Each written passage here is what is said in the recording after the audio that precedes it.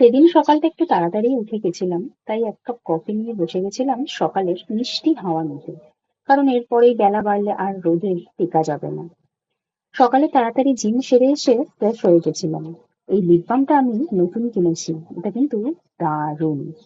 এরপর চলে গেছিলাম রান্নাঘরে। খেয়ে নিয়েছিলাম কিছু ছোলা, বাদাম, কিশমিশ, এগুলো আমি আগের দিন রাতেই ভিজিয়ে রেখেছিলাম।